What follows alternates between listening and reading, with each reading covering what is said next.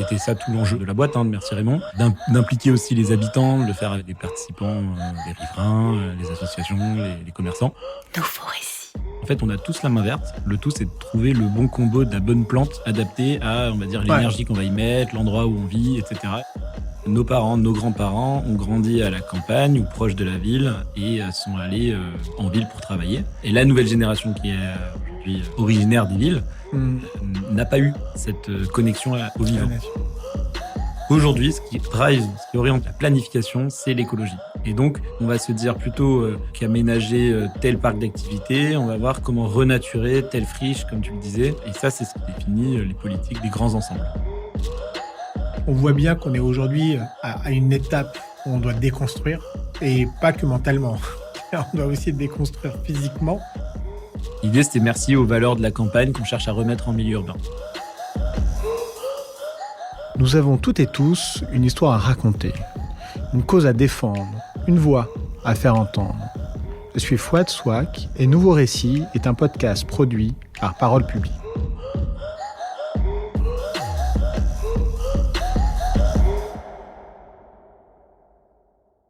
Bonjour, je suis Fouad Souak et bienvenue sur Nouveau Récit. Aujourd'hui, je suis avec Hugo Meunier de Merci Raymond. Bonjour Hugo. Bonjour Fouad, merci pour l'invitation. Va ? Ça va, super, merci. Tu me disais là juste avant qu'on enregistre que c'était le printemps et que c'était la très très haute saison de Merci Raymond. On est en plein dedans, c'est temps fort de l'année. Nous, on a une activité qui est saisonnière et en effet, dès lors qu'il fait beau, qu'on voit les fleurs arriver, le soleil qui se couche un petit peu plus tard, tout le monde a envie de passer du temps à l'extérieur et donc pense à son jardin, à soit le réhabiliter, soit même à le faire parce qu'il a une belle terrasse, il a un beau cœur d'immeuble et donc c'est un peu le rush pour Merci Raymond en ce moment, en effet. J'ai un petit jardin à la maison. Enfin, c'est un appartement qui est en rez-de-chaussée. On a un petit jardin. Super. Donc ça, c'est quand même plutôt chouette. Full exposé sud. Ça peut taper. Est-ce qu'il est encore temps pour moi de refaire ma pelouse ? Ou est-ce que là, ça commence à devenir un peu mort ? Non, tu peux y aller. Là, ça va être plutôt sur les arbres. Le mieux, ce qui est conseillé, c'est plutôt de les planter même octobre, novembre. Ouais. Donc, les racines s'installent bien. Mais après, sur des petits sujets, tu peux les planter un peu toute l'année. Et surtout, aujourd'hui, on peut acheter des plantes qui sont déjà assez grandes. C'est juste que tu les payeras certainement un petit peu plus cher que ce qu'elles valent. Voilà. Ouais.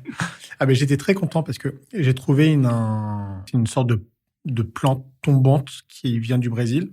Alors, je ne sais pas si c'est très éco-responsable ou responsable tout court de faire traverser l'Atlantique à une plante.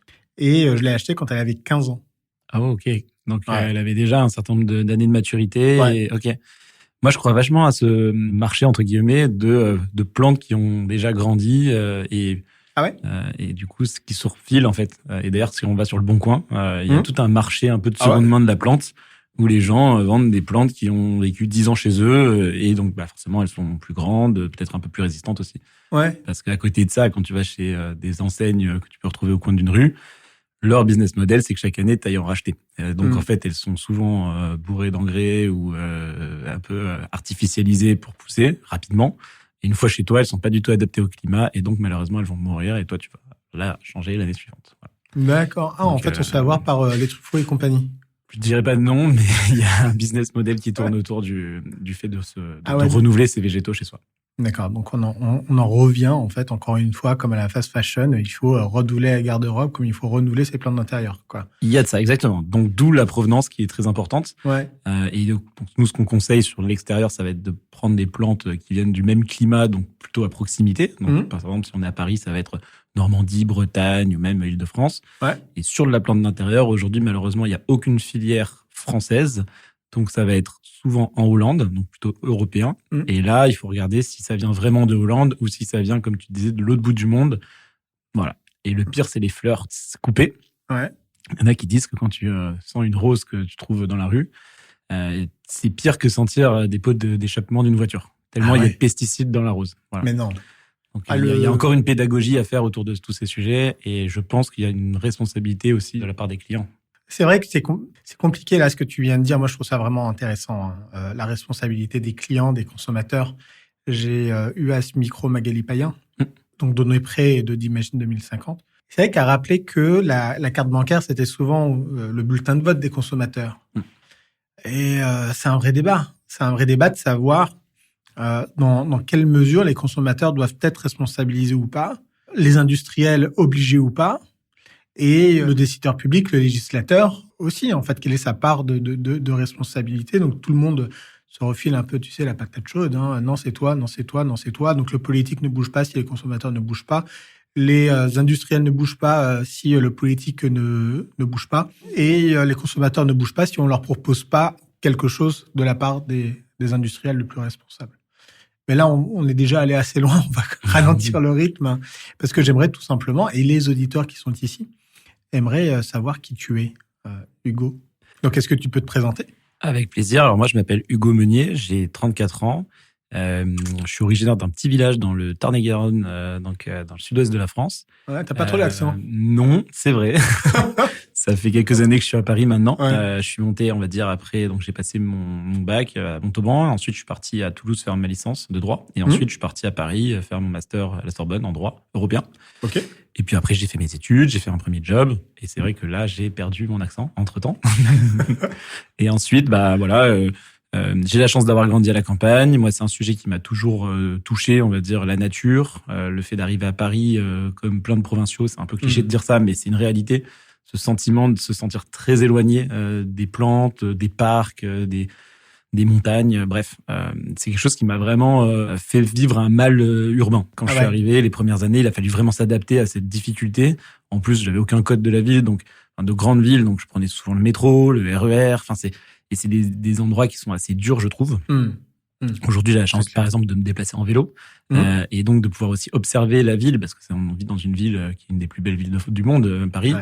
Et en même temps, avoir envie aussi d'apporter un impact personnel sur cette ville. Et donc, petit à petit, mon chemin m'a mené à créer un collectif de jardiniers, Merci Raymond, qui est devenu ensuite une entreprise. Et puis maintenant, ça fait 8 ans qu'elle existe, l'entreprise. Ouais. On a plein de projets, on fait une bonne croissance et on a réussi à nouer un réseau de partenaires assez conséquent pour pouvoir avoir de plus en plus d'impact sur la végétalisation urbaine, qui est aujourd'hui notre métier. Merci Raymond donc a un métier de conception, c'est-à-dire qu'on fait de la conception paysagère. Donc, en amont d'un projet, il faut faire des plans, il faut voir avec les habitants si c'est faisable. Ensuite, on intervient sur les projets. Donc là, c'est plutôt le côté très opérationnel, travaux. Moi, j'ai toujours décidé que Merci Raymond devait avoir la dimension action, c'est-à-dire on n'est pas juste des concepteurs derrière des ordinateurs. On est surtout sur le terrain. Donc, on a commencé par le terrain. C'est pas que de la conception paysagère, c'est aussi avoir la main dans la terre. Exactement. Ouais. Et c'était ça tout l'enjeu en fait de la boîte, de Merci Raymond, d'impliquer aussi les habitants, de le faire avec les participants, les riverains, les associations, les commerçants. Et ensuite, il y a tout l'enjeu de l'entretien. Et ça, on pourra en parler aussi sur comment la ville devient végétale. Si tu l'entretiens pas, malheureusement, les jardins, ils décèdent, ils meurent. Ouais. Parce qu'en fait, la nature urbaine est une nature qui est contrainte. Et c'est une nature qui est différente de la nature rurale où, en fait, de manière, un arbre, on le plante, il va pousser, il y a l'eau qui va ruisseler et qui va l'arroser, on va dire. La ville, en fait, elle est faite d'usagers, elle est faite de pics de chaleur, etc., etc. Ce qui fait que l'impact de l'homme doit être présent sur la construction de la nature. Voilà. C'est marrant parce théorique, mais non, c'est intéressant et en plus, grâce à ça, je me souviens du nom de la plante. C'est une Rhipsalis. Ah, bien. Ouais, tombante, magnifique. Très résistante. Ouais, très résistante. Heureusement, parce que ça me fait dire, et c'est exactement là le point que tu abordes, la nature, les plantes, ça vit, ça meurt, quoi, tu vois. Et moi, je me sens d'une responsabilité incroyable vis-à-vis de cette plante qui a vécu extrêmement bien 15 ans sans moi. Je la récupère. Et faut pas qu'elle crève, quoi. Tu vois, et franchement, je te jure, c'est un truc de malade que je me suis beaucoup intéressé il y a quelques années aux plantes d'intérieur, etc., pour végétaliser un petit peu mon intérieur et de voir que les plantes, ça a un pouvoir magique extraordinaire. Tu vois, je m'entraînais à faire des boutures et compagnie pour essayer de faire repartir des plantes, pour essayer de créer des plantes de quasi rien. Et tu vois qu'une plante, ça se répare, mais si on en prend soin, effectivement, si on s'en occupe. Et maintenant, je culpabilise vraiment à l'idée de je suis pas très régulier, mais je culpabilise un petit peu en fait à l'idée de pas bien entretenir mes plantes d'intérieur parce qu'effectivement la main de l'homme pour ces plantes-là est indispensable. Ouais, bien sûr. Indispensable. Là-dessus, moi j'ai une phrase que m'avait donnée l'ancien directeur des achats de chez Jardiland et il me disait en fait on a tous la main verte. Le tout c'est de trouver le bon combo de la bonne plante adaptée à on va dire l'énergie qu'on va y mettre, l'endroit où on vit, etc. Et t'as l'air d'avoir trouvé le bon combo pour ta plante et toi. Donc puisqu'elle tient encore. Donc, félicitations. Ouais, déjà, merci. Ça fait plusieurs années que je l'ai. Et ça, c'est une jardinière qui m'a dit ça. Celle qui, d'ailleurs, m'a vendu la plante. Parce qu'avant de me vendre la plante, en vérité, elle m'a vendu le concept de la main verte. Parce que je lui ai dit, j'ai pas la main verte. Quoi. Clairement, en fait, effectivement, en vérité, on a tous la main verte. Ce qui nous manque, c'est la connaissance qui va avec chacune des plantes dont on s'occupe. Et à partir du moment, en fait, que l'on a quelques connaissances, on peut gérer les trucs. Et puis, au fur et à mesure, moi, je remarque au fur et à mesure où je gère cette plante, et puis d'autres dans la maison, je vois comment elle réagit aussi au positionnement dans le séjour, dans la cuisine, la proximité à la lumière, pas à la lumière. Mais encore une fois, ici, c'est aussi encore une fois de la connaissance et de l'expérience. Et on a un vrai attachement. Hein. C'est vrai qu'il y a une vraie, on va dire, c'est comme, je dirais pas un animal de compagnie, mais c'est un être vivant et on a envie de le suivre. Moi, pendant le confinement, le nombre de personnes qui me racontaient l'anecdote qu'ils avaient de faire leur bouture, de voir leurs plantes, de faire leurs petits légumes et tout, parce qu'ils avaient le temps et ils étaient disponibles aussi avec leurs plantes. Et c'était un peu un sentiment de satisfaction personnelle, de réussir à faire pousser son avocat ou... voilà, donc c'est assez simple, mais in fine, ça t'apporte beaucoup de bien-être. Ouais, de satisfaction personnelle, non mais c'est clair. Mais alors, les études de droit européen, ça amène à s'occuper de plantes. Et de plantes. Non, c'est vrai que le grand écart a été fait et il est assez important. Mais après les études européennes, je suis parti sur plutôt les sujets de droit du numérique. Et là, j'ai travaillé ensuite au Conseil national du numérique. J'étais rapporteur sur des projets de loi. Là, j'écrivais la première loi sur le numérique. On faisait une concertation sur les ambitions numériques de la France en 2013-2014. Et de là, en fait, je travaillais sur une partie qui était croissance, innovation, start-up, où, en fait, je rencontrais plein d'entrepreneurs qui travaillaient sur le secteur de la tech, donc beaucoup avec le réseau French Tech, mais pas que. Et c'est vrai que c'était très inspirant, on va dire, cette énergie qu'il y avait, même le fait de chercher à changer le monde. Enfin, c'est un peu cliché de dire ça, mais c'est motivant quand t'es jeune, que t'arrives sur le marché de l'emploi, t'as envie de t'impliquer sur un projet qui te portera toute ta vie. Et moi, j'ai toujours eu cet enjeu-là de numérique qui me plaisait, mais aussi il y avait une grande révolution qui nous impacte et allait nous impacter à l'époque, c'était les questions environnementales.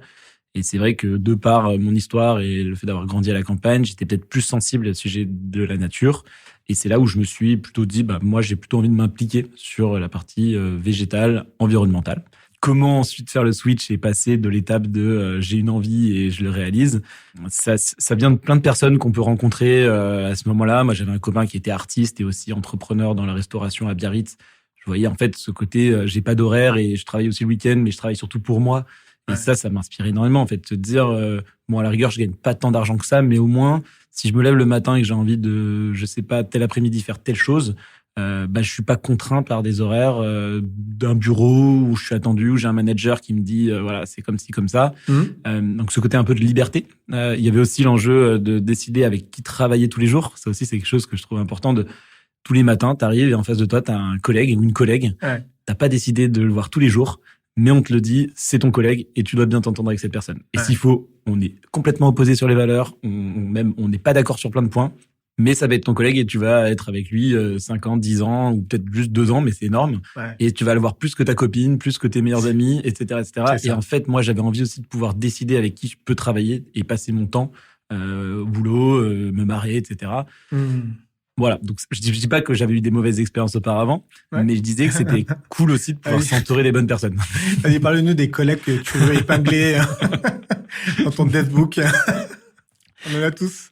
La fameuse liste. Et que tu cherches à recroiser dans 10 ans et dire alors ça va, moi, ok. Tu te souviens quand tu me tu me bisutais? Non, mais blague à part, ça c'était des éléments pour moi qui étaient aussi propres à le sentiment d'entrepreneuriat aussi, d'indépendance. Et puis après, sur les questions environnementales, là, j'avais un pote qui, lui, avait fait un stage à l'ambassade de Washington aux études économiques. Il me parlait de New York, les toits sur les potagers sur les toits, la Brooklyn Grange, etc. Enfin, c'était hyper inspirant. Les farm roofs, c'est vrai qu'aux États-Unis, à New York, à Washington, c'est vrai que ça date maintenant. Ça date, et puis c'était... T'habites en ville, tu vas sur un rooftop avec des légumes, ça faisait rêver tout le monde à l'époque. Il y avait aussi la maire de Paris qui avait annoncé à Paris, donc en 2015, il y avait la COP 21 mais aussi ils avaient annoncé un plan de végétalisation, ils avaient lancé des permis de végétaliser. Donc, je sentais qu'il y avait un peu un tournant sur l'échelle de la ville. Mais pour le coup, je connaissais aucun métier lié à la nature ni à la ville, parce que la ville, c'est des acteurs de l'immobilier, donc des archis, des promoteurs, des bailleurs, des foncières, des élus, etc. Tout un univers que j'ai appris à découvrir en travaillant. Mais en tout cas, j'avais ce sentiment de vouloir fédérer des collectifs de jardiniers urbains et de revaloriser aussi le blason du jardinier. Donc là, je faisais beaucoup le parallèle avec moi. Je pensais à mon grand-père là, qui était bêcheur ou qui travaillait la terre dans le Tarn-et-Garonne. Et c'est vrai que ça a une image assez négative en fait de jardiner. Ouais. C'est vu comme laborieux. D'ailleurs, voilà, c'est direct. On se dit, ouais, je vais me remettre plein de terre dans la main. Ça va être, je vais me salir en fait. Ouais. Là où quand on parlait à l'époque du cuisinier, le cuisinier, c'était un peu, il travaillait comme un orfèvre, c'est-à-dire que c'était comme un artisan. Comme un artisan, c'était un artiste. Il était très respecté et il y avait aussi une starification du métier de cuisinier. Absolument. Ouais. Et moi, je pensais, et j'ai plutôt eu bon feeling là-dessus, de me dire que le métier de jardinier serait le prochain métier cool. Et en plus de ça, ça sera un métier qu'il faudra valoriser puisqu'en fait, il contribue à l'écologie urbaine. Et utile. Et utile, exactement. Et d'ailleurs, là, il y a l'Obs qui va sortir un papier sur paysagiste is the new cool. Ah ouais, c'est vrai. Donc, on va dire que plusieurs années plus tard, on a les médias qui aussi se saisissent de cette thématique. Ouais. Parce qu'en fait, un paysagiste, c'est pas juste un concepteur aménageur de jardin, c'est aussi quelqu'un qui va contribuer à la biodiversité, qui va contribuer au rafraîchissement urbain, au lien social, puisque un parc, un jardin, c'est quelque chose qui permet aux gens de se réunir et de se retrouver ensemble plutôt qu'une bonne grosse dalle béton sur une place où en fait, juste tu fais la traversée. Et donc, bref, tout ça pour dire que j'avais une vraie volonté de revaloriser le métier de jardinier. Et de là, il y a eu tout un projet avec, à l'époque, j'avais une bande de copains qui, on se voyait le soir, et puis on avait réfléchi, tu parlais de KissKissBankBank, on avait réfléchi à lancer un KissKissBankBank, qu'on a lancé, qu'on a réussi à compléter. Je crois qu'on a demandé, je sais plus, 7 000 ou 15 000 euros, où en fait, on lançait une collection de jardiniers urbains. Et les bénéfices servaient à végétaliser. Donc en fait, on était sur un format de comment on fait pour financer cette nature urbaine. Et donc, on avait réussi à... Vous avez réussi, ouais. Et une fois qu'on a eu cet argent pour végétaliser, on s'est dit, en fait, pourquoi le faire faire par des jardiniers? Pourquoi pas nous-mêmes aller jardiner? Et donc, on s'est lancé, on a créé ce collectif de jardiniers. Alors, je vais peut-être un peu vite, mais... Alors, tu vas vite. Non, mais permets-moi quand même de rebondir ce que tu viens de dire. C'est, en gros, Merci Raymond a débuté sur KissKissBankBank. D'une certaine manière. Parce que ça vous a permis de collecter ces fonds et de vous lancer. Ça a permis de créer une marque, ça a permis de créer une petite communauté autour d'un projet. C'est clair que c'était un moyen de tester, en fait, un projet. Voilà. Ouais. C'est vrai que ça sert aussi à ça. Ça veut dire que c'est pas simplement KissKissBankBank et les plateformes de financement participatif. Ça ne sert pas simplement à collecter de l'argent. C'est aussi un moyen de tester son idée, de voir si elle est bien reçue et de dire, écoute, si sur des montants assez faibles, je n'arrive pas à collecter parce qu'on ne suit pas mon idée ou parce qu'on n'y croit pas, autant que je n'y passe pas de temps, tout simplement. Oui, c'est vrai. Et moi, j'aimais bien, ils avaient lancé une campagne de com à une époque qui était une phrase qui disait « Ah, elle est cool, cette idée ». Et ensuite, c'était signé KissKissBankBank qui disait « En fait, l'idée, c'est surtout de se lancer ». Et c'est vrai que... C'est la baseline, je crois. L'idée, c'est de se lancer. Ouais. Ou alors, c'était pas « Elle était cool, cette idée », c'était « Ah, je l'avais eu aussi, cette idée ». En fait, comme quoi, en fait, les idées sont libres de parcours et tout le monde a des idées. Et d'ailleurs, je pense que la future entreprise qui sera la plus grande licorne française, elle existe déjà, en fait, mais il faut l'exécuter. Ouais. Parenthèse, souviens-toi de ce que tu vas dire, mais au moins comme ça, paf, c'est balancé. On est aujourd'hui ici à ResLab et je t'avais raconté qu'on a enregistré un super épisode avec Antoine Basquira de Earlymetrics. Earlymetrics s'est fait racheter pour la partie conseil par ResLab. Et à la fin, je lui disais, mais c'est quoi le bon entrepreneur et c'est quoi en fait la bonne entreprise? Voilà, c'est quoi la qualité? Quelles sont les qualités en fait d'une bonne boîte ou d'un bon entrepreneur? Et il disait, mais c'est pas l'idée. C'est l'exécution. Si on passe pas le cap, on n'y arrive pas. C'est clair. Et il y a plein de caps dans une entreprise. Il y a le cap de fédérer un projet, trouver des fonds, puis après monter une équipe, puis manager des managers, puis passer un peu l'échelle, comme on dit. Donc en fait, c'est un marathon qui est assez long, l'entrepreneuriat. Il faut accepter aussi de faire beaucoup de sacrifices au début, je pense. Enfin, moi, personnellement, j'étais étudiant, j'ai travaillé 2 ans, donc on va dire que j'avais l'habitude de pas vivre avec des revenus élevés, mais pour dire que j'étais un peu dans la continuité d'une vie où j'avais peu de besoins. Et pour le coup, pendant 2, 3, 4 ans, tu gagnes pas grand-chose et tu travailles plus de 70 heures par semaine avec beaucoup de stress, beaucoup d'incertitudes. Donc, il faut accepter une forme de charge mentale et du coup, croire fortement à son projet. Ouais. Et c'est important aussi, en fait, que tu le dises. Souviens-toi de la partie où je t'ai coupé. Hein.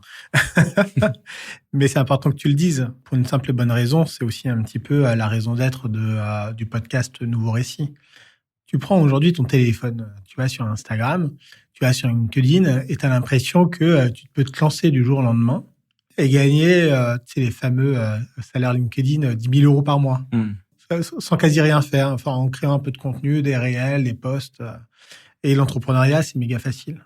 Ça, c'est important de le dire que malgré tout, c'est vrai qu'il faut passer à l'acte, il faut vraiment se lancer, mais que malgré tout, que ça soit d'ailleurs une entreprise, une association ou n'importe quelle initiative comme un collectif, c'est difficile, ça demande quand même un peu de sacrifice. Et ton entreprise, elle va pas gagner en fait des millions du jour au lendemain, quoi. Sauf si tu t'appelles Mistral AI et que tu as levé des fonds. Bref. Et je pense que il faut pas que ça soit un objectif de début, de se dire je me lance pour gagner des millions. Parce que si c'est ça l'objectif, je pense qu'il y a plein d'autres métiers beaucoup plus rémunérateurs que être entrepreneur. Et je pense qu'il y a d'autres convictions qui sont fédérer des personnes, essayer d'apporter une solution sur un système. On va essayer de craquer quelque chose ensemble. Ouais, c'est ça. Peut-être que ça viendra de gagner un peu d'argent, mais en fait, c'est pas l'objectif premier, je pense, de l'entrepreneuriat, et c'est se détourner un peu du sujet parce qu'en fait, ça va pas venir direct. Et aussi, surtout, et je reviens sur l'importance de se lancer au début, c'est aussi être bien entouré. Et moi, j'ai eu la chance aussi de trouver des super associés. Et ça, c'est important de le souligner parce que pas mal de personnes, parfois, venaient me voir et me disaient, mais comment t'as choisi? Comment t'as décidé que c'était eux? Alors déjà, il y a une envie commune d'aller sur un projet ensemble. Puis ensuite, ça va être de travailler. Puis ensuite, c'est de voir, de laisser un peu le temps. OK, on va essayer de bosser un peu ensemble. Et puis on voit. Là où parfois j'en entends, ils sont même pas travaillés sur le projet. Ils me disent déjà, ouais, alors toi, tu mettrais quoi dans les statuts juridiques de la boîte si je m'associe avec telle personne? En fait, j'ai envie de dire déjà essayer de bosser un peu ensemble. De toute manière, si ça se passe bien, vous vous entendrez bien et vous ferez confiance. Et de toute façon, vous aurez un contrat moral qui fera que vous contractualiserez cette association. Bah ça, c'est super intéressant aussi, encore une fois. C'est de dire, quand tu vas te lancer, déjà, c'est vrai qu'il faut éviter de se lancer tout seul parce qu'on est tout quand même plus fort à plusieurs. Moi, par exemple, j'ai une boîte, Parole Publique. J'avais initié le mouvement avec quelqu'un, avec Catherine. Puis au final, j'ai poursuivi l'initiative tout seul. Et aujourd'hui, je suis toujours tout seul, toujours statutairement. Évidemment, il y a des personnes qui m'entourent et qui m'aident à réaliser l'émission, à réaliser ce podcast, à relever la tête quand c'est un peu plus difficile, à m'encourager quand il y a une sorte de good vibe, tu vois. Mais tu commences pas par t'associer en signant un pacte d'associés. Tu commences à travailler déjà en fait sur des sujets. Comment avez-vous fait vous pour aboutir justement à cette association plus formelle? Comment vous avez commencé à travailler ensemble? Bah moi au début, alors tout au début en fait j'avais une bande de copains. Je te parlais du KissKissBankBank et en fait on y bossait un peu le week-end, quelques soirées dans la semaine. Et puis moi à un moment donné j'avais vraiment envie de me lancer, donc j'ai essayé un peu de les motiver. Et puis C'était des copains à la base. Il y avait un pote et deux mecs qui étaient des potes de mon pote. Voilà. D'accord, ok. Et puis moi j'ai voulu me lancer et puis finalement ça l'a pas vraiment fait parce que ils avaient aussi d'autres activités à côté où ils étaient en CDI et du coup ils m'ont dit bah en fait moi je pourrais filer un coup de main le soir ou le week-end. Et là j'ai dit bah en fait c'est je pense un sujet très compliqué à porter déjà. Donc si on n'est pas à 200%, être à 30% ou à 50% ça marchera pas. Donc ils ont compris et du coup je me suis lancé un peu seul.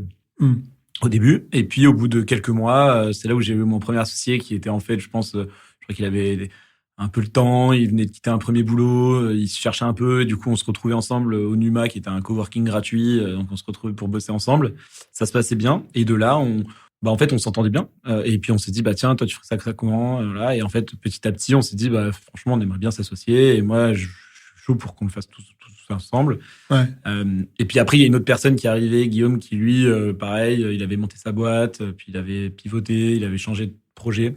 Il nous disait bah moi j'aimerais bien m'impliquer dans une autre aventure, vous allez vers sympa, j'ai plutôt envie de bosser avec vous. Trop bien. Donc il nous a rejoints. Au début bah c'est un truc un peu voilà, bah écoute si ça se passe bien et qu'on est content, on pourra te donner des parts, sachant qu'en fait on avait au bout d'1 an, pas encore contractualisé juridiquement, tout ça. C'est-à-dire qu'on bossait, mais on n'avait pas des statuts à proprement parler et qu'on a fait au bout d'un moment où on a eu un peu quelques contrats, en fait, de manière très simple. Plutôt que commencer à payer les avocats pour rien, en fait, on s'est dit déjà, testons, voir si ça marche. On se met pas la pression, même si on l'avait beaucoup. Mais d'un point de vue juridique, on l'a fait une fois que c'était parti. Quoi. Et ça, c'est quand même plutôt un bon conseil, en fait. Commencez déjà à tester le truc, essayez d'avoir des premiers contrats, et puis après, vous formalisez. Ouais, c'est ça, exactement. Et puis ça permet aussi de bosser ensemble, voir si on s'entend bien des deux côtés, et puis éviter que on ait signé un truc, et puis il faut sortir un associé parce que ça n'a pas fonctionné, et du coup ça coûte encore des frais juridiques, etc., etc. Il y a forcément des incompréhensions. Il y en a un qui va dire ouais, mais moi j'ai bossé 6 mois, du coup la boîte finalement elle est un peu plus valorisée. Ouais, mais en fait ça vaut pas grand chose aujourd'hui. Donc, et je pense qu'il y a plein de projets qui capotent à cause de ça. C'est-à-dire que ils se mettent pas d'accord, donc tout le monde n'a pas envie de se mettre plus de nœuds dans le cerveau, donc ils disent bon bah en fait je préfère tout arrêter. Stop, voilà. Et puis chacun reprend. La santé mentale d'abord. Certainement, voilà. Donc bref, on a passé ce cap et ensuite, on a été très content de commencer à travailler ensemble, d'avoir des premiers clients. Au départ, on n'était pas très rentable. Au départ, on travaillait. Alors moi, c'était quoi l'idée de départ et c'était quoi les premières missions d'ailleurs? L'idée de départ, c'était de se dire, on aime la végétalisation, on veut en mettre de plus en plus dans la ville. Comment on fait? Et donc nous, on considérait qu'il fallait voir tous les interlocuteurs, donc que ce soit la ville, des marques, des lieux. Vraiment, moi, je m'étais dit, je vais essayer de rencontrer un peu tout le monde, à tous les niveaux, des acteurs de l'immobilier ou pas. Et on s'est retrouvé à faire des végétalisations plutôt intérieures au début. Donc, notamment, on a fait la végétalisation de Station F. Donc là, on a eu la chance de rencontrer les premiers gros contrats, F. quand même. Gros contrat, voilà.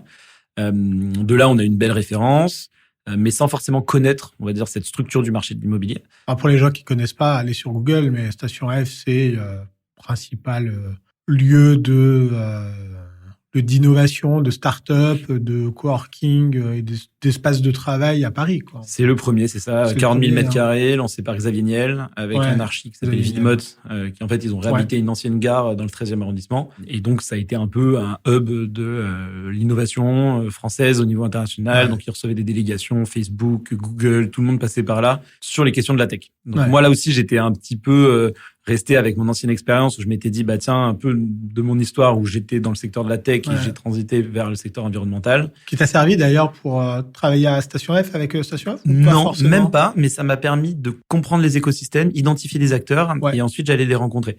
Mais pour le coup, Station F, je les connaissais pas à l'époque. D'accord. Enfin, de réputation, mais pas directement. Et donc, je m'utilisais un peu cette baseline. Vous participez à la révolution numérique. Maintenant, prenez le pas sur la révolution environnementale, qui était un peu mon histoire. Et du coup, sous-entendu, accompagner la végétalisation urbaine, essayer de la soutenir. D'accord. Et donc ça a attiré l'œil parce que pas mal de personnes identifiaient qu'il allait y avoir des enjeux environnementaux qui arrivaient, comment y aller. Et d'ailleurs, aujourd'hui, on voit qu'il y a plein de grands entrepreneurs qui ont un peu transité et qui aujourd'hui ont soit monté des fonds à impact, soit se sont impliqués dans des boîtes qui renouvellent le sujet d'agriculture, comme Francis Napès, par exemple, chez Hectare, qui était cofondateur. Marc Bachy avec Fer. Ils sont nombreux, en tout cas.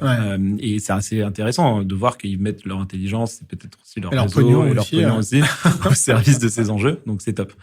Bref, voilà. Et du coup, en fait, au début, on a un peu rencontré plein de gens, perdre beaucoup d'énergie aussi, je dois le dire. Pour qu'au bout de 2-3 ans, il y a eu 2 sujets phares. Il y a un promoteur qui vient nous voir, qui nous dit, il y a un concours de la ville de Paris qui s'appelle Réinventer Paris 2, où en fait, c'est des sites de la ville de Paris qui sont mis en concours. Et il faut proposer le programme le plus innovant possible. Et nous, on était positionnés sur le projet phare de ce concours, qui était la Villette, construire un maxi bâtiment avec tout un projet autour de l'agriculture urbaine en toiture. Donc là, on a fait partie de cette équipe, on a remporté le projet. Et suite à ça, on va dire qu'il y a plein d'acteurs de l'immobilier qui nous ont identifiés comme un acteur assez innovant sur le secteur du végétal et donc ils sont venus nous voir pour nous prendre sur leur projet. Donc là, on a découvert le secteur de l'immobilier avec la promotion immobilière, etc. Je pourrais revenir si tu veux, mais c'est un secteur qui est assez compliqué, assez incertain quand on fait notre métier parce que nous, c'est un métier de long terme qui est d'installer un jardin et le faire vivre dans le temps. Là où le métier de promoteur immobilier, c'est je fais une opération immobilière et je revends. Donc, en fait, tout ce qui va être des coûts additionnels, d'entretien, d'exploitation, en fait, ça les regarde pas. Donc, ça veut dire c'est le futur preneur du bâtiment qui doit récupérer ce lot-là. Et donc, nous, on se retrouvait souvent sortis. Donc, on gagnait les concours, mais malheureusement, le projet, déjà, il prenait beaucoup d'années à sortir parce que les permis de construire, le fait qu'ils se retentent dans leur bilan économique, etc. Et une fois qu'ils trouvent le repreneur, nous, ils pouvaient nous sortir. Donc, c'était pas le bon interlocuteur. Et ensuite, on a eu aussi un beau projet qui a été assez structurant pour Merci Raymond. C'est un copain de pote qui lui bossait dans une cité à la Grande Borne à Grigny, qui est une des cités les plus difficiles de France, où en fait il nous disait écoutez, moi j'ai un petit budget pour faire de l'animation d'ateliers do it yourself. Il avait vu qu'on faisait des terrariums dans une petite boutique. Il nous a dit si ça vous dit de venir faire des ateliers terrarium à Grigny, à 1 heure de Paris, en banlieue, dans un endroit vraiment 93, non je sais pas. 91, très difficile d'accès dans l'Essonne. Ouais. Je pense que tu dois avoir un RER, puis tu dois prendre un bus, puis après tu dois marcher. Enfin, tout est compliqué pour y accéder. Et d'ailleurs, c'était un peu la construction de tous ces grands ensembles d'aménagement urbain des années 70. Donc, il y a plein de cités qui ont été faites comme ça, Nanterre, Clichy-sous-Bois, etc. Et en fait, c'est des lieux qui sont en huis clos. Voilà, il y avait une vague d'immigration après la guerre d'Algérie, après plein de mouvements.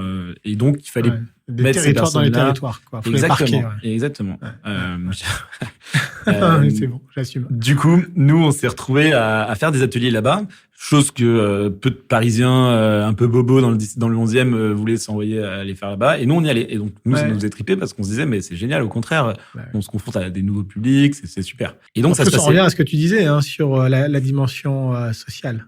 Voilà. Là, on a créé vraiment une histoire autour du lien social de Merci Raymond qui était pas juste connecter des gens, mais aussi aller s'adresser à des populations qui ont pas un besoin d'avoir un beau jardin en bas de leur immeuble ou une belle terrasse, mais là, on rentrait sur le cœur de l'agriculture urbaine qui est se nourrir. Et donc, c'est utiliser la nature pour produire ses légumes. Donc, en fait, moi, mon pote, quand il m'a dit, tiens, on va faire des do-it-yourself terrarium, on lui a dit, on va faire quelque chose de plus ambitieux. Là, on a regardé à Détroit ce qui s'était fait dans les années 90, où en fait, il y a eu une crise de l'immobilier et de l'automobile. En fait, plein de personnes se sont retrouvées au chômage du jour au lendemain. C'est une grande ville qui était très étalée, avec beaucoup de surface pleine terre. Et donc, les habitants, pour subvenir à leurs besoins, se sont mis à cultiver leurs légumes. Et donc, nous, on s'est dit, on va s'inspirer de ce modèle-là et on va créer des jardins partagés où on va faire jardiner les mamans, les enfants, les papas, les grands-parents, tous ensemble. Pour la petite histoire, 3 jours avant d'intervenir, il y a eu des coups de feu dans la cité de la Grande Borne avec une histoire d'hélicoptère qui tournait tous les soirs. Enfin, c'était assez étonnant. Le gros flip. Nous, d'arriver en camion, on se disait bonjour. Donc, on s'est pas mal appuyé sur le réseau des gardiens d'immeubles. Mais il a fallu, se présenter, dire pourquoi on venait. Montrer patte blanche. On travaillait, on faisait jardiner les enfants, donc les grands frères étaient plutôt en confiance. Et suite à ça, en fait, ça s'est très très bien passé. Le maire de Grigny est venu nous voir, Philippe Rio, donc il nous a dit j'adore, c'est super. Donc on a monté d'autres projets avec la ville de Grigny.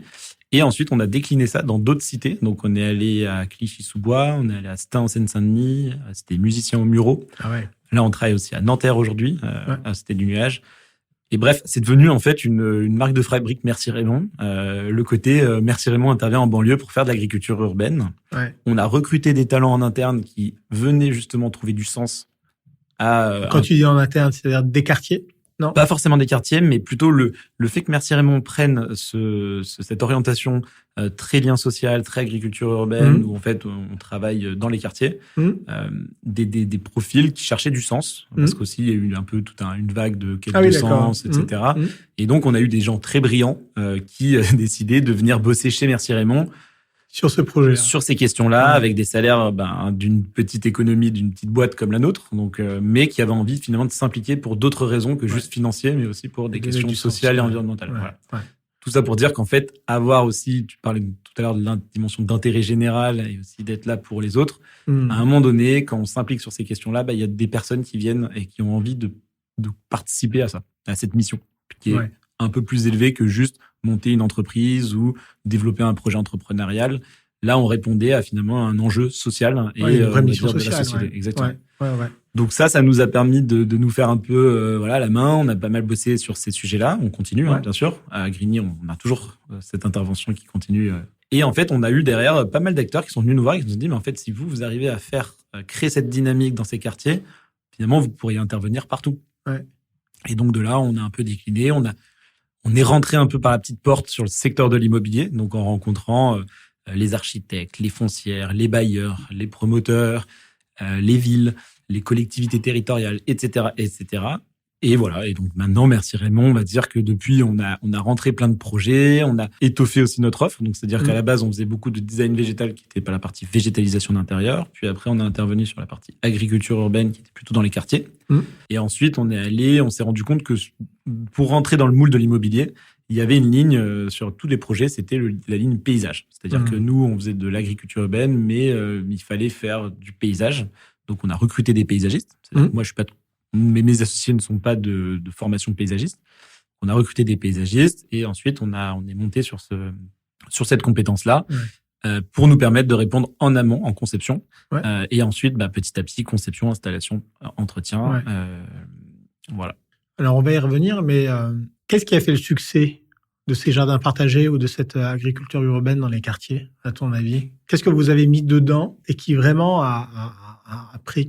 C'était quoi votre terreau, votre engrais, sur ce projet? Je pense que ce qui a bien marché sur la manière dont on a intervenu, ça a été d'utiliser aussi une patte assez urbaine avec une dimension de communication aussi. C'est-à-dire qu'avant d'intervenir, on communiquait, on essayait de valoriser. On avait aussi un message qui était de dire, bon, aujourd'hui, tout le monde parle de votre cité comme l'endroit où il y a du deal et des coups de feu. Mais en fait, tous ces gens-là, c'est des gens géniaux et ils ont envie, en fait, de valoriser leur endroit où ils vivent et de se sentir aussi plus en confiance. Et donc, ils étaient contents qu'on vienne porter un projet qui valorisait leur cité. Et donc, ils avaient envie de s'impliquer à l'échelle de leur cité. Et ça aussi, c'était assez incroyable de se dire, on pense que c'est des endroits qui sont durs, etc. Mais en fait, il y a une vraie solidarité dans ces espaces-là. Et donc, on s'est appuyé là-dessus. On a fait venir les médias. Donc, on a fait venir France Télé, France 3, Île-de-France. On a eu plein de magazines, Oui Demain, enfin des trucs assez spécialisés sur les questions environnementales qui parlaient de la Grande Borne. Nous, on avait rebaptisé ça la Green Borne. Donc, on essayait aussi de créer tout un récit, tu vois, pour reprendre tes termes. Et ça a bien fonctionné parce que derrière, les gens, ils se sentaient valorisés à intervenir et donc impliqués. Et puis après, il y a eu aussi un enjeu de créer de la continuité, de la récurrence. Donc, plus on y allait, plus les gens aussi voyaient qu'il se passait quelque chose. Donc voilà, on est aussi allé travailler avec les écoles. C'est-à-dire qu'il y avait une petite école dans la cité où il y a un haut pourcentage de parents qui sont à Fleury-Mérogis dans la prison. Donc, les enfants sont là. Nous, on arrivait, on faisait jardiner, on était là avec les enfants. Et c'était assez sympa de voir aussi l'implication des enfants. Les parents, les mamans voyaient que les enfants faisaient une activité de jardinage. Derrière, dans la cité, ils avaient aussi envie de s'impliquer. Donc, ça a créé beaucoup de liens. Et je pense que c'est ça aussi la clé de succès sur lesquels on est assez fiers d'avoir pu intervenir là-bas et de continuer aujourd'hui à y intervenir. C'est ça aussi qui est chouette, c'est que c'est pas juste des one-shots où on y allait une année ou 6 mois. C'est qu'en fait... Suite à ça, il y a eu en fait dans les grandes banlieues comme ça, c'est des quartiers qui sont considérés NPNRU, en réaménagement urbain. En fait, il y a tout un programme qui est lancé de déconstruire ces cités qui sont soit très hautes, soit très étalées, soit inaccessibles, de les réhabiliter. Et donc ça, c'est l'ANRU, l'Agence nationale du renouvellement urbain, qui lance ça, qui est rattaché au ministère du Logement. Et donc, ils ont des enveloppes qui financent des actions dans ces quartiers-là. Et donc là, ils ont lancé, il y a 2 ans, 3 ans, l'ANRU, un appel à projet qui s'appelait Quartier Fertile, qui était de dire on veut créer 100 fermes urbaines dans ces quartiers. Donc nous, on avait suite à notre intervention, on avait la chance de prétendre à avoir une enveloppe supplémentaire pour créer une grande ferme urbaine qu'on a remportée, dont on a été lauréat. Et donc ça a pu continuer, remettre un second souffle aussi au projet. Voilà, donc il a fallu aussi se saisir des bonnes opportunités. Et pour la petite histoire, récemment, on vient d'être nommé lauréat de l'ANRU, donc l'Agence nationale du renouvellement urbain, pour être en fait leur conseil. Donc on appelle ça AMO, appel à maîtrise d'ouvrage. Donc on est leur conseil au niveau national sur tous les sujets de banlieue et d'agriculture urbaine. Donc dès lors qu'il y a des questions d'agriculture urbaine qui se posent sur les banlieues, Merci Raymond intervient en conseil, donc pour bien orienter le projet. Donc on va dire que d'un copain qui t'appelle pour faire des terrariums en cité, derrière, si tu tires un peu le fil 7 ans plus tard, tu te retrouves à conseiller une agence du ministère du Logement au niveau national sur les questions d'agriculture urbaine. Et c'est plutôt une belle fierté parce qu'en plus, ça a été porté par les mêmes équipes en interne, dont Mathilde, qui est associée chez Merci Raymond. Super. Et sur lesquelles vraiment on y a mis de l'énergie personnellement. D'accord. Comment tu définis l'agriculture urbaine? Alors, en fait, l'agriculture urbaine, alors on peut parler d'agriculture urbaine dès lors qu'on peut dire qu'il y a une dimension culinaire ou potagère de la nature, on va dire. Dès lors que c'est un fruit et que de l'alimentation. Voilà. Maintenant, ça a été utilisé un peu par pas mal d'acteurs de l'innovation ou même de l'immobilier pour en faire un peu une solution magique à des immeubles qui construisaient. Tout à l'heure, on parlait de bien densifier un bâtiment avec tous les usages pour bien optimiser au mètre carré.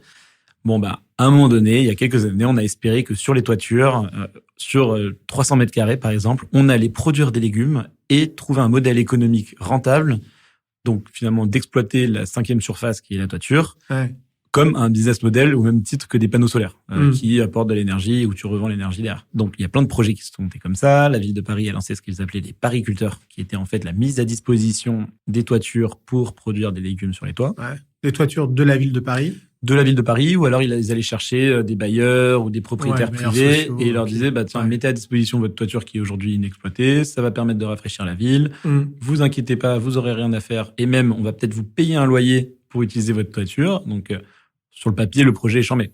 Maintenant, économiquement, c'était absolument pas tenable puisqu'en fait les surfaces sont trop petites, les contraintes d'accès sont trop élevées, c'est trop compliqué. Donc il y en a plein qui ont essayé et qui se sont un petit peu, vautrés. Ou alors, ils ont tenu le temps de leur chômage pendant 2 ans.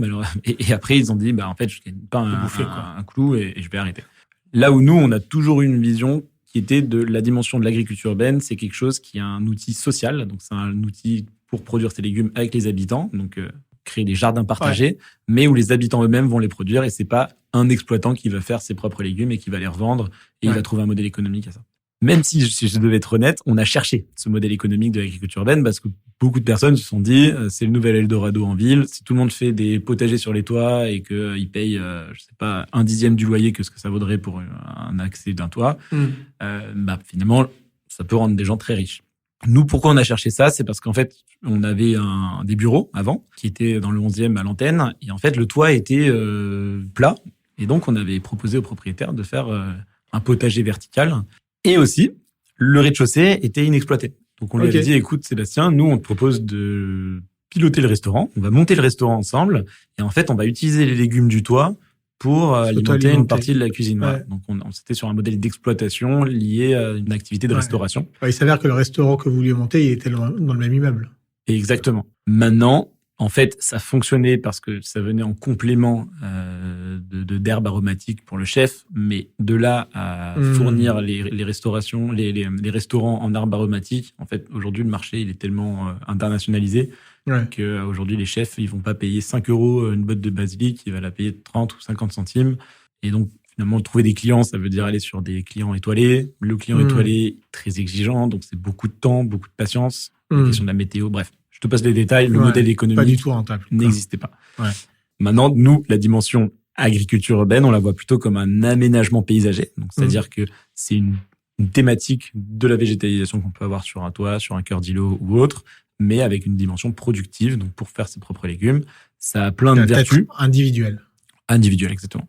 Mais ça a plein de vertus parce que derrière, il y a des études qui montrent que quelqu'un qui cultive ses propres légumes va manger plus de fruits et légumes. Ça crée du lien social parce que quand on se retrouve au jardin pour faire un potager, voilà. Il y a la transmission, connaissance des fruits et des légumes auprès des enfants, donc lien social aussi, et lien intergénérationnel, bref. Plein de vertus, plein de vertus. Mais c'est toute la question de la nature urbaine qui est la question des externalités positives qui sont difficilement quantifiables économiquement. Si par exemple je dis demain je fais un jardin sur mon toit ou dans mon cœur d'îlot, ça va bénéficier au quartier parce que je vais permettre de rafraîchir, je vais permettre de faire venir la biodiversité. Mais pour autant, personne ne va payer ça, mais ça va contribuer à la santé globale.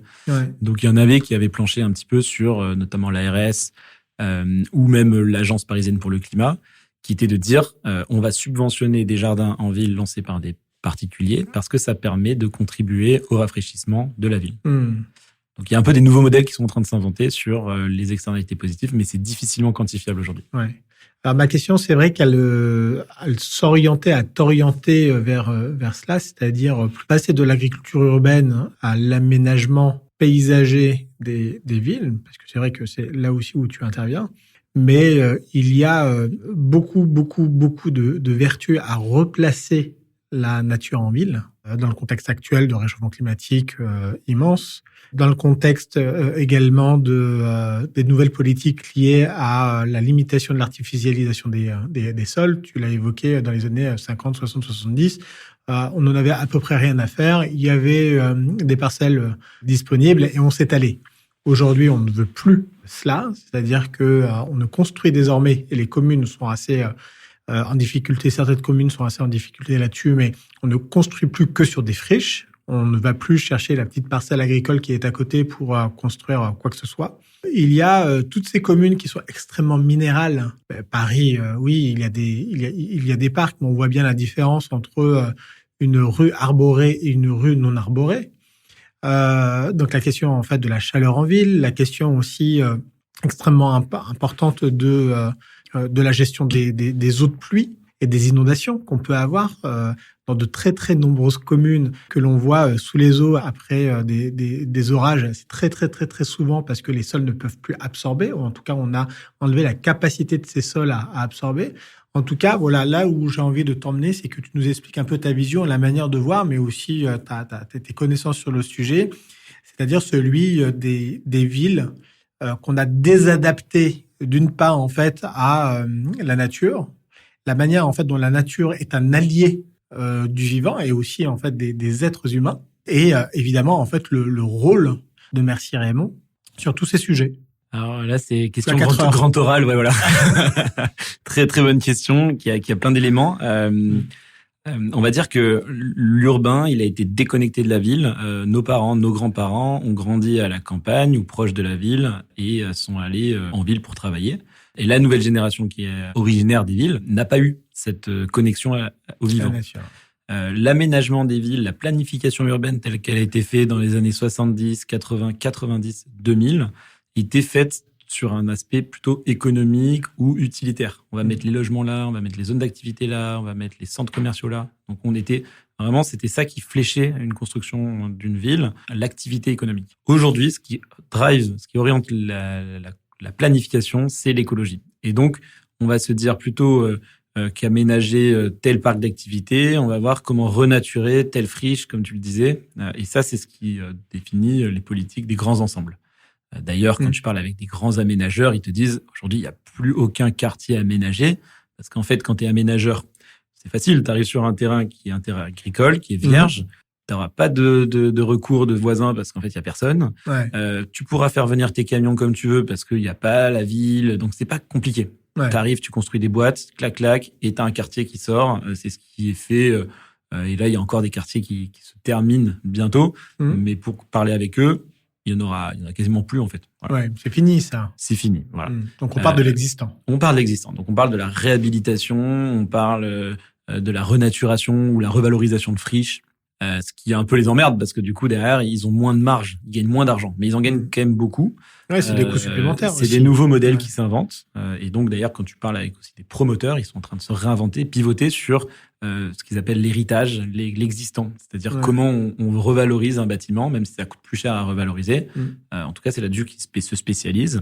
Et même maintenant, pour être encore meilleur, ils construisent en atelier, donc ce qu'ils appellent en ossature bois. Donc en fait, ils montent des maisons en kit avant d'intervenir. Et ils arrivent et clac, en 3 semaines, le bâtiment est posé. Ce qui est assez impressionnant. Et ça, ils le font pour même des bâtiments qui sont pas standardisés. Nous, on a remporté un concours comme ça à la Défense sur une tour. Un beau concours avec le promoteur GA Smart Building, qui est un Toulousain. Eux, ils arrivent, tout est fait en atelier et ils te montent une tour quittée. Ok, mais quoi, c'est combien d'étages? C'est une tour, j'ai pas le nombre exact d'étages, mais il y a plus de 10 étages, plus de 15 étages. Et en tout cas, c'est une tour qui est complètement en bois, 100% bois, et qui est montée en amont. Tout ça pour dire qu'en fait, il y a des nouvelles pratiques qui se font. Et là où tu as raison, c'est que il y a des lois. Il y a aussi un système légal qui se met en place. On a la loi Résilience et Climat en 2021 qui a poussé les prémices du ZAN, zéro artificialisation nette des sols, sur lesquels les territoires sont encore en discussion sur les décrets d'application, pour la simple et bonne raison qu'en fait, c'est aussi faire profiter ceux qui ont déjà une activité économique, puisqu'en fait, le nouveau territoire, celui qui a envie de devenir attractif demain, il peut pas. Qui est un petit village et qui te dit « Ouais, mais moi, j'aimerais faire venir telle usine qui va permettre de créer de l'emploi, qui va permettre de faire venir du monde et finalement revaloriser ma région », je peux plus parce que j'ai plus de terrain où je peux faire venir des gens. Là où lui, en face, qui a complètement fait n'importe quoi sur des friches où il a tout mis des dalles béton un peu dégueulasses sur des centres commerciaux, lui, il pourra parce qu'il a déjà du foncier artificialisé quelque part. Ouais. Donc, ils sont en train de réfléchir comment faire de la compensation ou autre. Tout ça pour dire qu'en tout cas, c'est un frein à l'étalement des villes. Et maintenant, on va monter sur ce qu'on appelle la densité. Donc, on va faire grandir les villes. Mais pour accepter cette densité, il faut qu'il y ait des espaces vivables parce que Si on va comme à New York où tu as des grands buildings, si tu n'as pas Manhattan Square, en fait, ça marche pas. Donc, il faut des jardins. Et c'est là où nous, on intervient, merci Raymond. On intervient sur les toits, on intervient sur la cœur d'îlot, on intervient sur les rues, sur tout type d'aménagement, que ce soit privé ou public. Donc, par exemple, là, on travaille avec la ville de Paris sur les cours oasis. C'est-à-dire qu'aujourd'hui, on considère que les cours d'école sont des lieux inutilisés le week-end ou les périodes de vacances, qui pourraient être finalement ouvertes aux habitants. Et donc, on en refait des jardins. On en crée des jardins pour faire des oasis. On a pareil sur les rues. Devant les écoles, elles se refont, en fait. C'est-à-dire qu'on considère qu'il faut, devant une école, qu'il y ait des jardins ou une rue piétonne, qu'on a un aménagement de la ville, de l'améliorer et de faire mieux accepter auprès des habitants. Mais ça nécessite aussi un changement de mentalité. Je vais pas faire le parallèle avec le vélo, mais on pourrait se dire que c'est à peu près pareil. C'est-à-dire que il y a une guerre aux voitures en ville, parce que une place de parking occupée par une voiture, c'est du temps d'espace public utilisé sur lesquels des habitants peuvent pas aller. Voilà. On bloque, en fait, on privatise une place de parking sur un espace public pour une voiture où il y a personne dedans, et quand il va la prendre, il sera tout seul pour aller sur son périph', je ne sais où. Pourquoi pas, et ça a été un peu le post-Covid, où tu as les commerçants qui se sont mis à exploiter les terrasses devant à la place des parkings. Et là, il y a une prise de conscience de se dire, mais en fait, c'est clair, il y a de la place pour s'étaler là où tout le monde cherche une petite place au soleil en ville. Là, j'ai des terrasses qui doublent de surface partout. Ces terrasses-là peuvent devenir peut-être aussi des jardins. Donc, on est en train de revoir un peu tout reconfigurer aussi. De reconfigurer complètement. Et ce qui est assez génial, c'est que c'est même pas un débat de gauche-droite. C'est-à-dire que ça fait l'unanimité des politiques. C'est-à-dire que tu vas dans des villes qui sont de gauche ou des villes qui sont de droite. La question de la végétalisation est une des priorités parce que c'est une demande première des citoyens. C'est vraiment devenu un sujet œcuménique. Exactement. C'est un sujet qui fait l'unanimité. Et d'ailleurs, je pense que là, aujourd'hui, il y a beaucoup de travaux à Paris, etc. Mais quand on verra qu'il y aura plus de jardins et peut-être que les arbres, ils auront bien poussé, etc., il y aura une meilleure acceptabilité des espaces publics en ville. Et ça me fait faire un parallèle aussi avec les plans locaux d'urbanisme, donc le PLU.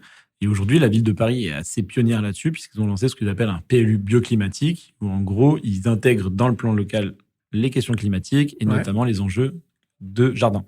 D'accord. Et donc demain, quelqu'un qui veut construire en ville, il y a comme un système de bonus. Il doit derrière, en échange, soit intégrer une végétalisation du toit, soit du cœur d'îlot, soit compenser avec différents espaces pour contribuer à la nature en ville. Alors tu vois, tu le sais à tes dépens, mais je vis à Rennes et ils sont assez en avance, je crois, sur ces questions-là. Et lorsque tu rénoves ou quand tu construis, tu es obligé, en proportion, de créer un espace vert. Toit végétal, effectivement, en fait, les toits végétaux ou végétalisés, en fait, comptent, les jardins, etc. Il y a de nouvelles aussi dispositions, parce que c'est vrai qu'aujourd'hui, notamment avec la Covid, on s'est rendu compte que déjà, il y avait beaucoup de personnes qui quittaient Paris, qui allaient vivre dans des villes en province, souvent d'autres métropoles comme Bordeaux, Nantes, Rennes. Donc, il y a une tension immobilière qui est quand même relativement importante. Et Rennes, notamment parce que c'est la ville où j'habite et un exemple assez facilement cité. Il y a encore pas mal de maisons, mais des maisons, des petits logements qui occupent quand même des grandes surfaces en termes de superficie de parcelles. Les promoteurs les achètent et on concentre l'habitat, effectivement, avec des bâtiments. Donc, tu l'as dit, on densifie. Et plus on densifie, plus on a de population et effectivement, plus on a besoin de zones de respiration. Est-ce que tu vois dans quelle mesure ces communes arrivent également à dégager de nouveaux espaces verts? Tu l'as évoqué avec ces places de parking, mais aujourd'hui, les places de parking, c'est souvent des petites surfaces qui vont plutôt servir à l'écomobilité et notamment en fait à faire des voies vélo. Tu vois. Donc c'est quoi? Comment tu vois ces évolutions-là? Est-ce que tu vas avoir souvent surtout dans des villes très très minérales, des places qui vont être repensées, notamment. Alors il y a plein d'exemples parce que nous on a développé des bureaux à Marseille, à Bordeaux, donc j'ai un petit peu aussi identifié d'autres villes. Toulouse aussi, j'ai passé pas mal de temps. Lyon. T'as soit des villes qui ont à une époque en fait pour des questions financières, pour gérer les frais d'entretien de jardin, ils n'avaient pas envie de payer les jardiniers qui allaient entretenir le gazon ou les arbres. Ils ont préféré mettre une dalle béton.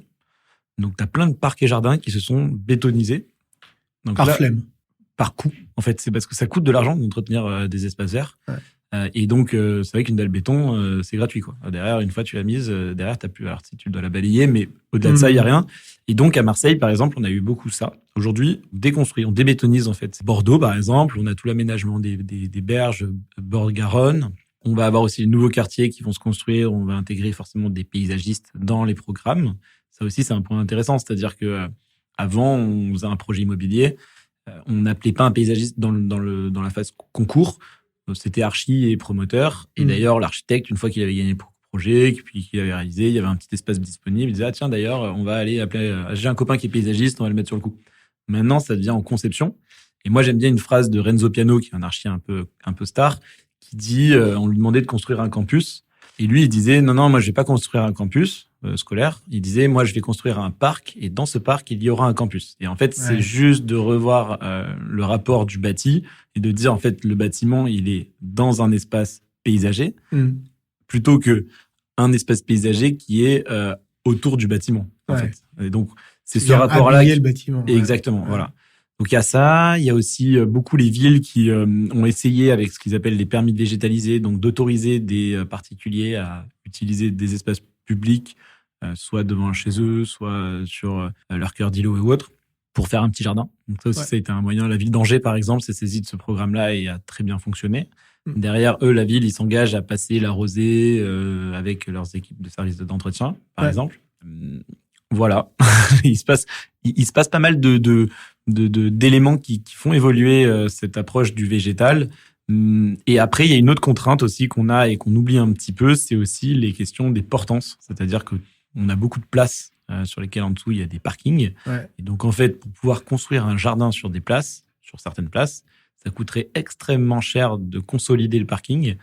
Et donc on va avoir plutôt de la végétalisation sur bac, donc qui va être plutôt, on va dire, hors sol, mais qui va permettre quand même de rafraîchir certains espaces.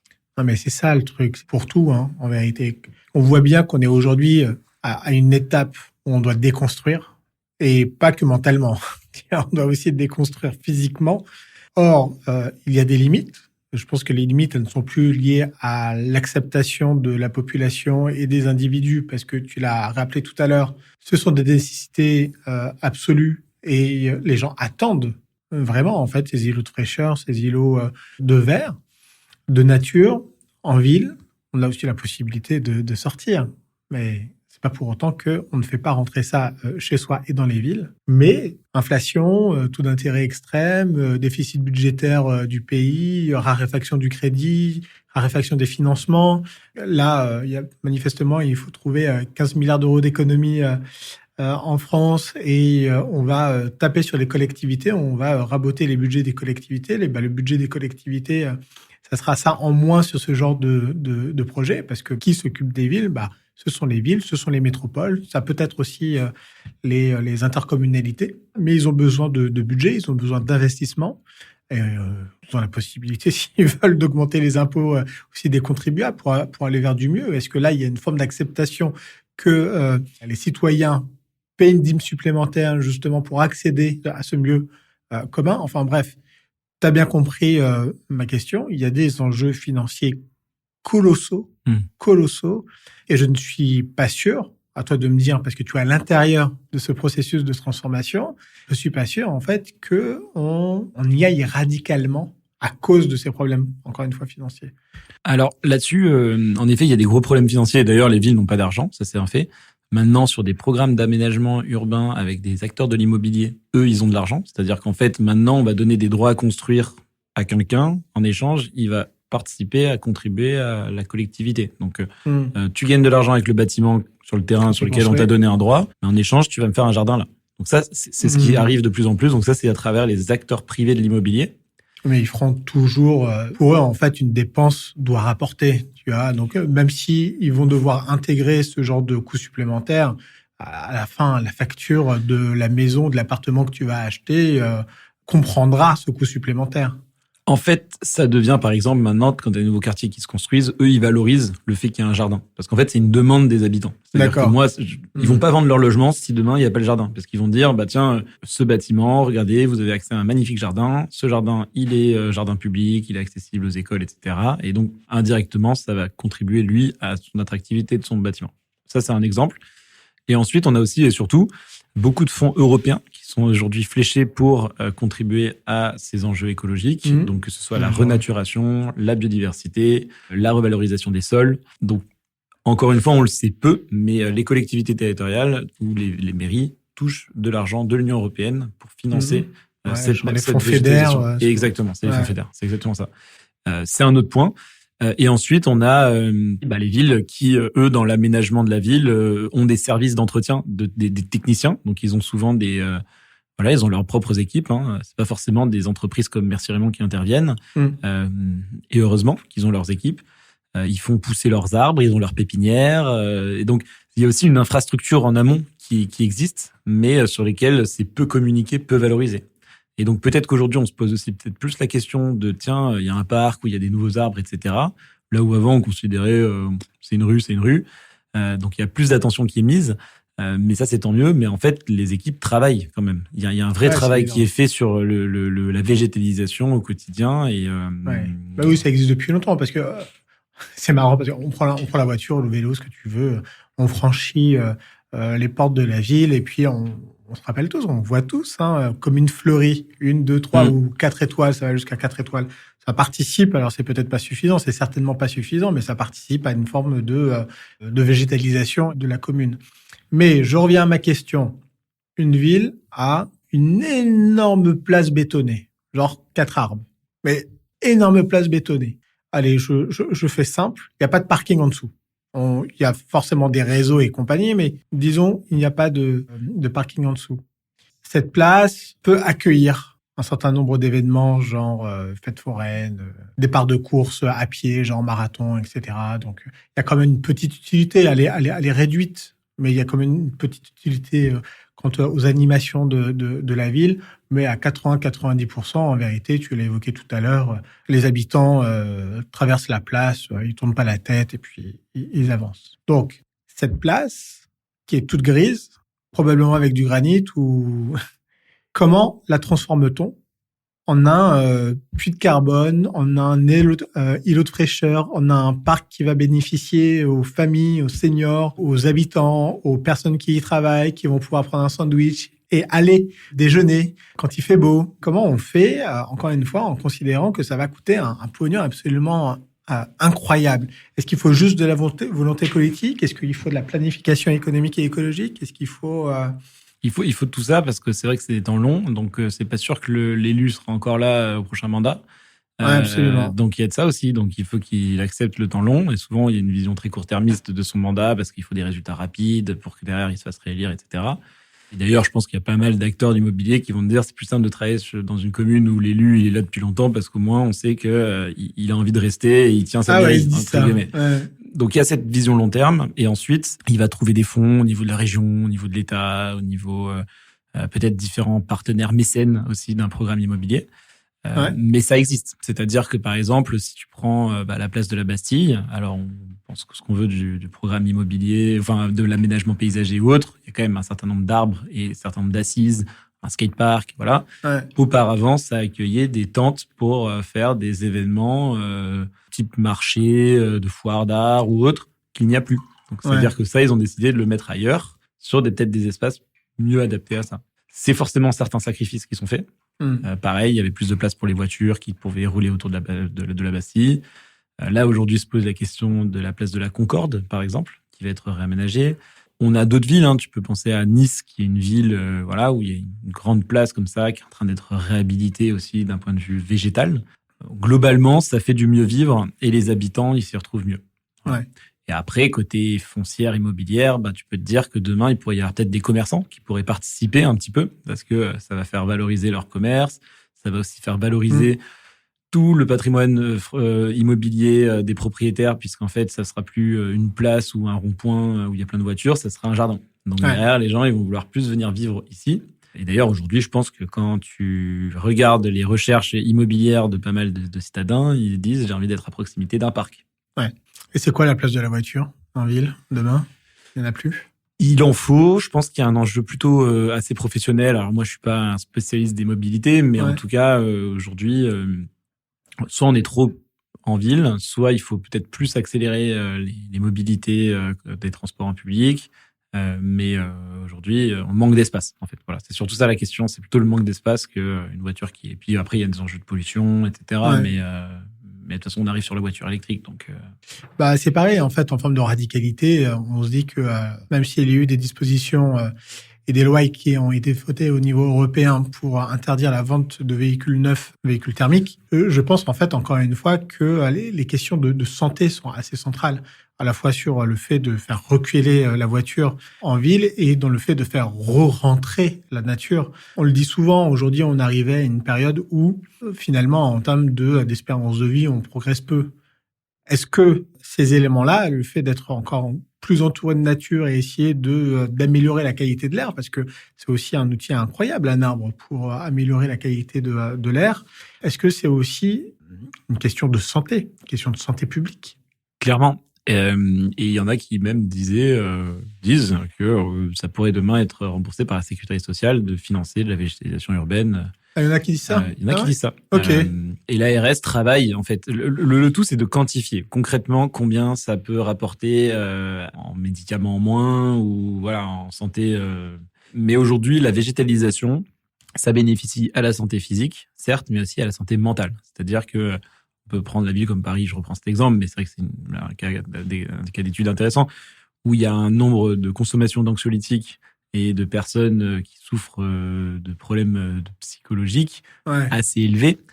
Et il y a des études qui montrent qu'une personne qui est au contact de la nature, alors on pense à ces sujets de arbothérapie, où tu vois des gens faire des câlins à des arbres, alors c'est vraiment l'extrême de la reconnexion à la nature, mais tout ça pour dire que quelqu'un qui, tous les matins, en partant de travailler, traverse un jardin ou traverse un hall végétalisé ou autre, va se sentir mieux et va passer une meilleure journée. Ensuite, sur la qualité de l'air, ça c'est certain que la nature urbaine contribue à ça. Il y a aussi la question du réchauffement climatique, les pics de chaleur, les pics de pollution. On va le voir cette année encore. Là, je crois que c'est une des années les plus chaudes jamais enregistrées. Bon, cet été, on sera très content d'aller plutôt dans un parc que place de la République sur une grosse dalle béton. Ouais, c'est ça. Donc voilà. De toute manière, moi, ce que je trouve assez agréable et très encourageant, c'est que ça fait partie de l'histoire. On est dedans. Moi, je reconnais qu'il y a 5, 6, 7 ans, il fallait convaincre encore, il fallait, on va dire, aller avec son petit bâton de pèlerin et essayer de mobiliser les gens. Aujourd'hui, ça fait l'unanimité et tout le monde en a envie. Maintenant, c'est plutôt comment, et tu as très justement posé les questions de comment on le finance aussi. Mais voilà, moi, j'ai envie de le dire, c'est un secteur sur lequel il y a le plein emploi. C'est difficile de recruter des paysagistes aujourd'hui. Il y a trop peu de formations qui les forment. T'as pas mal d'architectes qui se reconvertissent aussi au paysage, dans l'aménagement sur de l'extérieur, en fait, parce que c'est des sujets qui sont de plus en plus présents. Merci Raymond. C'est un hommage à ton grand-père. Exactement. C'était celui qui bêche. Tarn-et-Garonne, exactement, et qui l'idée c'était merci aux valeurs de la campagne qu'on cherche à remettre en milieu urbain. Tu écoutes des podcasts un petit peu? Ça m'arrive, de temps en temps. Ouais. Alors, je ne finis pas par des recommandations de livres, mais parce qu'on est sur un podcast, et comme je trouve qu'on ne fait pas assez la promotion, c'est très difficile de découvrir de nouveaux podcasts. Donc, quelle serait toi ta recommandation de podcast? Moi, j'aime beaucoup Soft Power, Frédéric Martel, sur France Culture, qui pose pas mal de questions sur tous les enjeux. Alors là, je reviens sur les questions plutôt numériques ou soft power en sens large. Mais j'aime bien comprendre, en fait, comment peuvent influer pour arriver à une décision, à une prise d'action. Et je comprends, moi, à mon échelle, sur les enjeux du végétal ou environnemental, il a fallu du soft power. Alors, tu l'as dit, pas attendre qu'il y ait juste les politiques qui agissent en amont. Voilà, ça peut être une association qui réunit un certain nombre d'acteurs de l'immobilier. Ça peut être... Et ça décortique un peu tous ces enjeux-là. Est-ce qu'il y a un sujet ou quelque chose qu'on n'a pas abordé pendant cette petite heure que tu aurais aimé dont on parle? On aurait pu parler de plein de choses. Tu sais, en 8 ans d'entrepreneuriat, il s'est passé plein d'échecs, plein de réussites et autres. Peut-être sur la partie, nous, de l'avenir de Merci Raymond, comment on construit la suite. On est très content parce qu'en fait, on va dire que moi, j'ai fait un peu cavalier seul avec mes associés depuis 8 ans. Et puis là, il y a quelques mois, on a décidé de faire un rapprochement avec un groupe qui est spécialisé dans la maintenance de bâtiments et de la réhabilitation et toutes les questions de rénovation énergétique, qui intervient sur l'Île-de-France depuis maintenant 100 ans. Donc qui s'appelle comment? Ah oui, 100 ans. Myrium. Ouais, Myrium. Voilà. Donc on a rejoint cette grande équipe. Donc c'est-à-dire qu'à la base on était un collectif de jardiniers. Maintenant on devient un collectif d'acteurs qui travaillent sur la question de la ville durable au sens large. Et qui est à la tête de Myrium ? À la tête de Myrium, il y a un monsieur qui s'appelle Frédéric Viette. Mais ce qui est intéressant, c'est que sur ce modèle d'entreprise, c'est une entreprise où les salariés sont majoritaires au capital du groupe. Ah ouais. Donc c'est des modèles assez innovants. Et donc nous, on a été d'accord de finalement transformer des POG Merci Raymond en POG Myrium. C'est drôle. Et voilà, et donc de faire partie d'un plus grand ensemble. Donc il y a 26 entreprises. Donc c'est qui travaillent sous leur nom. Qui travaillent sous leur nom, qui sont indépendantes en termes d'entité juridique, rattachées à un groupe, en fait, Myrium. Et donc, il y a une espèce de synergie. Et ce qui est intéressant, c'est aussi de se dire que pour passer des étapes dans la vie de l'entreprise, même si tu fais de la croissance, c'est bien d'être accompagné par des gens qui font ça depuis 20 ans, depuis 30 ans, depuis 40 ans. Et qui te permettent de prendre un peu des leviers et des niveaux. Et c'est, je pense que passe à l'échelle, Voilà, en fait, moi, comment je voyais le développement de Merci Raymond, ça aurait pu, continuer à grandir comme ça, mais chaque année, on fait notre petite croissance, ça se développe, le marché il est bon, etc. Ou alors on accélère, mais drastiquement, et on vise il faut lever. Soit tu lèves, mais moi, l'option de lever, ça n'a jamais été une option parce que j'ai toujours considéré que les meilleurs levées, c'était les clients, donc c'était plutôt là-dessus que je mettais mon énergie. Mais par contre, c'était plutôt des compétences, c'était aussi des synergies que j'allais chercher, que ce soit financière, que ce soit technique, que ce soit organisationnel, métier. Nous, un des enjeux, je t'en parlais, c'est l'entretien d'espaces verts. Ça nécessite de la maintenance. Et en fait, une des parties de notre modèle économique, c'est d'entretenir des espaces et de bien les entretenir et de gérer ces espaces-là. Eux, c'est des spécialistes de ça. Donc pareil, on va pouvoir bien monter en compétences là-dessus. Et donc voilà, donc là, c'est un peu une nouvelle histoire, un nouveau récit. C'est eux qui sont venus nous voir. Moi, j'avais eu plein de propositions de rachat, de rapprochement, de ce qu'on appelle ça comme on veut. Et en fait, ça m'a jamais trop intéressé. Et là, en fait, ils sont arrivés avec vraiment un projet, des valeurs communes, une perspective, l'envie vraiment de conserver l'ADN de Merci Raymond. Et c'est vrai qu'au début, quand tu montes ton entreprise, que tu pars de rien, tu te dis, est-ce que c'est mon petit bébé? Mais en fait, non. Et en gros, on est toujours dépendant de quelqu'un, que ce soit ses clients, sa banque, je ne sais qui, ses équipes. Tout le monde ne peut plus bosser pour toi. Ton entreprise, elle est morte. Donc, tu es toujours dépendant de quelque chose. Et ensuite, moi, je trouvais ça chouette d'upgrader, en fait. Et j'avais envie de passer une étape. Voilà. Et je pense que le meilleur moyen de le faire, c'est d'être avec des gens qui sont alignés, quoi. Qui sont alignés et qui sont techniques, en fait. C'est une équipe d'ingénieurs, c'est une équipe parce que qu'est-ce qui vous apporte? Qu'est-ce que Myrium apporte à Merci Raymond? En fait, on a des équipes support qui sont pas forcément partagées, mais qui viennent en appui. On a aussi des méthodologies de groupe. Super important. Faire un budget à l'année, le suivre, utiliser des métriques qui permettent de suivre un budget, améliorer tel point, aussi confronter, avoir juste ce jeu de miroir, en fait, avoir quelqu'un. On parle beaucoup de la solitude des dirigeants. Là, en fait, moi, maintenant, j'ai des personnes avec qui je peux partager. Là, je prends un exemple très, très simple, la question de la sécurité. En fait, la question de sécurité d'intervention sur des chantiers ou autres. Nous, on a toujours une politique de sécurité. Mais maintenant, chaque année, on se voit et chacun parle de ses enjeux de sécurité à son échelle d'entreprise. Et ça, c'est un levier incroyable pour pouvoir, tu fais ça comme ça. Et donc, en fait, c'est du partage aussi de connaissances. Ça veut dire que dans la trentaine d'entreprises qui composent le groupe, vous réunissez régulièrement pour échanger sur vos problématiques. Voilà, exactement. C'est une sorte de super board ou super... Ouais, c'est un partage de connaissances, de bonnes pratiques, d'erreurs aussi, se partager les erreurs. Et puis, après aussi, c'est aussi d'avoir une feuille de route assez claire qui est bien définie. Ça aussi, c'est agréable parce que, quand on est seul à bord sur un bateau, on part à la découverte de l'Amérique, mais quels sont les vents, Là, on est plusieurs bateaux à y aller ensemble, on va dire.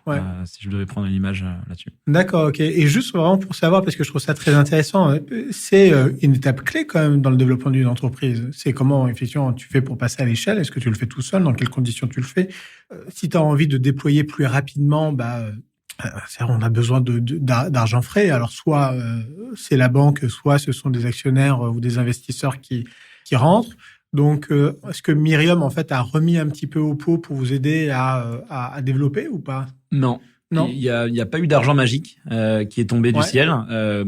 C'est vraiment, on va dire, on rejoint une équipe. Et, on est vraiment sur les compétences, quoi. On est vraiment sur les compétences. Aujourd'hui, on est là-dessus et sur des compétences, de l'organisation, des bonnes pratiques.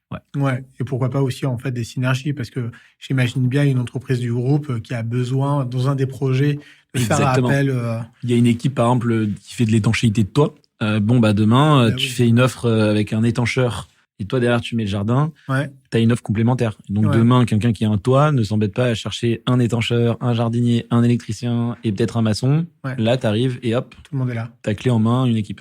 T'as hésité avant de dire oui? Non, parce que j'ai hésité. On peut toujours questionner et bien sûr, après, ce qui est chouette dans ce process-là, c'est que ça a pris le temps. Ça a pris presque 1 an entre la première rencontre et le moment où ça s'est fait.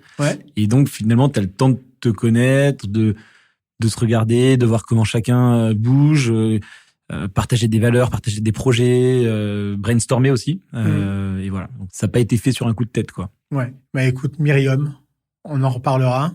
Merci Raymond aussi. Hugo Monnier aussi. Je te remercie. Merci Fouad pour l'invitation. Et je dis à tous les auditeurs, merci de nous écouter. Je suis très content. Je suis pas très focus sur les stats, mais je les regarde un petit peu parce que c'est ce qu'on se disait tout à l'heure. Je pense que le plus important, c'est d'arriver aux oreilles des auditeurs et puis essayer de leur apporter des connaissances, une petite dose d'inspiration, quelque chose auquel moi je suis vraiment très très très très attaché. Et si on arrive tout simplement à mobiliser une personne, à faire écouter cet épisode à une personne, évidemment, on veut diffuser le plus largement possible, mais moi je remercie encore une fois chacune et chacun des auditeurs et des auditrices d'écouter Hugo Monnier. Et j'en profite pour remercier ResLab chez qui on enregistre et qui mettent à disposition ce studio, et remercier aussi KissKissBankBank d'avoir permis à Merci Raymond d'exister et puis de déployer sa mission, et aussi de soutenir Nouveau Récit, ce podcast qui fait une place aux changemakers et aux personnes qui s'engagent à apporter une contribution à ce monde. Et je te remercie une nouvelle fois. Merci Fouad pour l'invitation. À bientôt. Bravo et merci d'avoir écouté cet épisode jusqu'à la fin. J'espère que ce moment passé ensemble vous a été utile. Et si c'est le cas, n'hésitez pas à partager cet épisode autour de vous. Vous savez à quel point la recommandation est puissante. Alors choisissez 1, 2 ou 3 personnes de votre entourage et montrez-leur la voie. Ce qui marche bien aussi, c'est de nous suivre. Donc, sur votre plateforme d'écoute préférée, c'est de laisser un commentaire et c'est de mettre 5 étoiles si l'épisode vous a plu. Et si vous avez des idées ou des remarques à nous adresser, ou si seulement vous avez envie de nous envoyer un petit mot doux, faites-le à l'adresse suivante: bonjour@parole-public.fr. Vous pouvez également vous inscrire à notre newsletter sur notre site internet www.parole-public.fr. Tous les mois, vous y retrouverez du contenu inspirant et le lien vers le nouvel épisode du podcast. Je suis Fouad Souak et je vous dis à bientôt.